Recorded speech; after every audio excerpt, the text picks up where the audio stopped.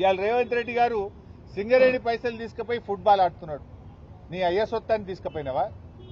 నీ ఫుట్బాల్ షోకుల కోసం నువ్వు ఫోటోలు దిగడం కోసం సింగరేణి 10 కోట్ల రూపాయలు ఏ రకంగా తీసుకుంటావు?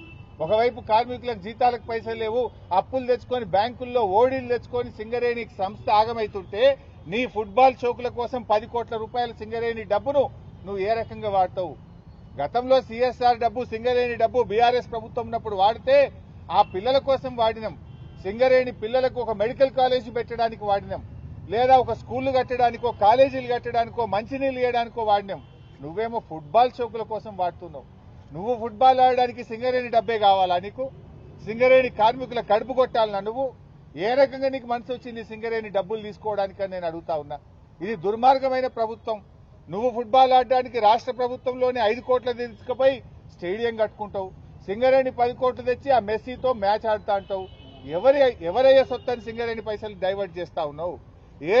సింగరేణిలో జీతాలు ఇద్దామంటే పైసల్లే ఓడి తెచ్చుకునే పరిస్థితి ఉన్నది. నువ్వు 10 కోట్లు తెచ్చి ఫుట్బాల్ ఆడతావా? ఇదేనా ప్రజాప్రభుత్వం? ఏ రకంగా దుర్వినియోగం చేస్తావని చెప్పి నేను రేవంత్ రెడ్డిని అడుగుతా ఉన్నా.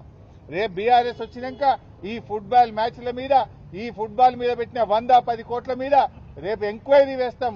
దీని మీద విచారణ జరిపి ఒక్కడొక్కని బొక్కలు నూపుతామని చెప్పి నేను చెప్తా ఉన్నా ఈరోజు.